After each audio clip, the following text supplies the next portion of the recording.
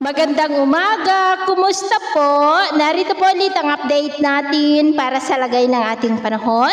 Ngayong umaga po ng August 4, 2025. Sa ngayon po, ang habagat ay nakakaapekto na lamang dyan po sa may extreme northern Luzon. Samantala, patuloy pa rin natin na binabantayan ang kumpol ng kaulapan na nandyan sa silangan ng ating bansa na consistent pa rin ang ipinapakita na posibleng may mabuo na LPA anytime dyan at sa ngayon ay meron na nga pong sirkulasyon na posibleng lalakas bago mag-weekend at magsimula na hahatak ng habagat next week kung hindi po iyan malulusaw. At sa ating long-range forecast, maliban sa pamumuo ng mga sama ng panahon sa silangan o northeast ng ating bansa sa susunod na mga araw, ay wala pa naman pong bagyo na nakikita na tatawid po dito sa ating kalupaan for the next 2 weeks.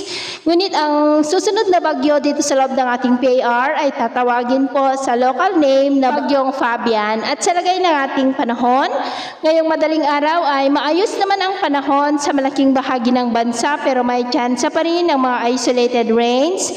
Diyan po sa may Siquijor, Dumaguete, Tagbilaran, Lobok, Cebu City, Cagayan de Oro, Zamboanga Peninsula at Sultan Kudarat. At mamaya ay sisikat naman ang araw sa malaking bahagi ng bansa pero may tsansa pa rin ng cloudy skies with isolated rain sa may Sulu Archipelago at ilang bahagi po ng Zamboanga. At mamayang hapon, maayos pa rin ang panahon sa malaking bahagi ng bansa pero may tsansa pa rin ng cloudy skies with isolated rains dyan sa silangang bahagi ng Cagayan, Mindoro at ilang bahagi ng Mindanao.